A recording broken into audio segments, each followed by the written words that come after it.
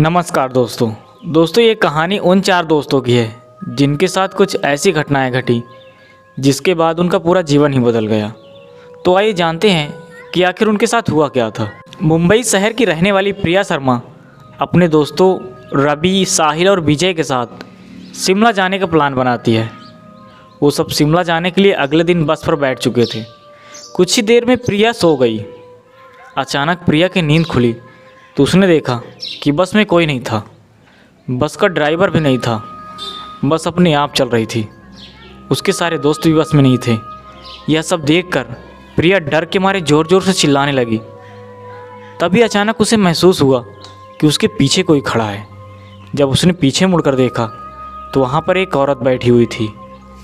उस औरत का चेहरा पूरी तरह से जला हुआ था। ऐसा लग रहा था कि किसी ने उसके चेहरे पर एसिड फेंका हो। ऐसा भयंकर चेहरा देखकर प्रिया ज़ोर ज़ोर से चिल्लाना शुरू कर देती है और अचानक प्रिया की नींद खुल जाती है। वो एकदम से डरी हुई थी और पूरी तरह पसीने से भीग गई थी। पास में बैठे विजय ने उसे पानी की बोतल दी और बोला, शायद तुमने कोई खतरनाक सपना देखा है। थोड़ी ही देर में सब शिमला पहुंच गए थे और एक होटल पर रात बिताने के लिए चले गए। दूसरे दिन वो सुबह सुबह सभी मिलकर होटल के पास वाले पहाड़ पर जाने का फैसला करते हैं। तकरीबन आधे घंटे के बाद वो सब पहाड़ की सबसे ऊंची शिखर पर पहुंच गए थे। वहां से देखने पर उन्हें बहुत ही सुंदर दृश्य दिखाई दे रहा था। लेकिन अचानक साहिल चौंक गया और बोला, नीचे देखो, कोई खड़ा है, लगता है कोई महिला है।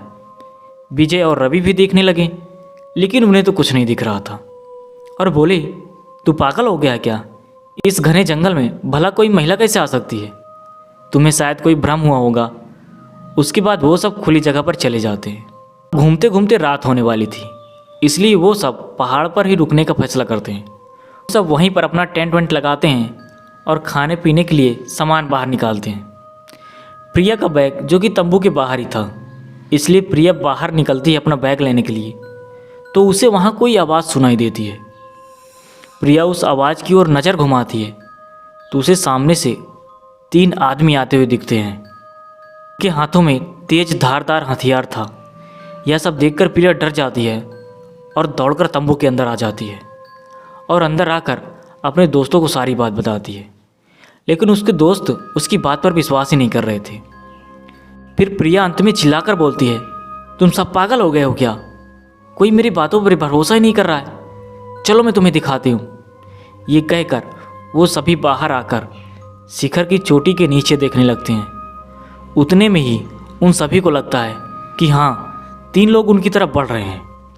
यह सब देखकर वो सब काफ़ी डर जाते हैं। तुरंत ही वो लोग अपना अपना सामान लपेट लेते हैं और एक बड़े से पत्थर के पीछे जाकर छुप जाते हैं। थोड़ी ही देर में जब वो सब ऊपर आ जाते हैं तो प्रिया देख रही थी कि उनके हाथ, पैर और सिर आम आदमी जैसे बिल्कुल नहीं थे। वो बहुत ही भयंकर दिख रहे थे। वो एक जगह पर बैठ जाते हैं और कुछ तांत्रिक विद्या शुरू कर देते हैं। उनमें से एक आदमी अपने हाथों की उंगली को काट रहा था, लेकिन अंधेरे की वजह से उन्हें कुछ भी ठीक से दिखाई नहीं दे रहा था। अचानक उन चारों ने देखा कि एक औरत उन आदमियों के बीच आकर लेट जाती है। अब ये बात कोई नहीं जानता कि आखिर वो औरत आई तो कहाँ से आई। प्रिया ने कहा, मुझे कुछ समझ नहीं आ रहा है, आखिर ये सब हो क्या रहा है? मुझे तो बहुत डर लग रहा है। एक के बाद एक वो तीनों उस औरत को सूंघने लगते हैं। वहीं पर अचानक वो औरत अपनी उंगली उठाई और हमारी तरफ इशारा करने लगी। हम सब डर गए थे। वो तीनों उस औरत को छोड़कर हमारी ओर बढ़ने लगे थे। हम सभी पहाड़ी के नीचे होटल की ओर दौड़ने लगे। दौड़ने की आवाज़ सुनकर वो भी हमारी तरफ तेज़ी से बढ़ने लगे थे। प्रिया और साहिल सबसे आगे थे। विजय और रवि उनके पीछे दौड़ रहे थे। प्रिया और साहिल तो होटल पहुंच जाते हैं, लेकिन विजय और रवि का कोई पता नहीं चल रहा था। हमने होटल वालों से उनके बारे में सभी से बातें भी की तो उन लोगों ने बताया कि उस पहाड़ पर कोई नहीं जाता, खासकर रात में तो कोई नहीं, क्योंकि वो पहाड़ श्रापित है और जो भी वहाँ जाता है कभी वापस लौट कर नहीं आता। और तुम लोगों की किस्मत बहुत अच्छी है कि आप लोग जिंदा हो।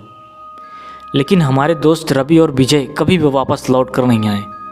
हमने उन्हें बहुत ढूंढने की कोशिश की, पुलिस कंप्लेन भी करवाई, लेकिन कोई फ़र्क नहीं पड़ा। उनका कोई पता नहीं चला कि वो कहाँ गए, कैसे गायब हो गए। दोस्तों, आज भी मैं वो दिन सोचती हूँ ना, तो डर के मारे कांप जाती हूँ, क्योंकि उस दिन मैंने अपने 2 दोस्त खोए थे। दोस्तों ये थी कहानी, आपको कैसी लगी कमेंट में ज़रूर बताएं।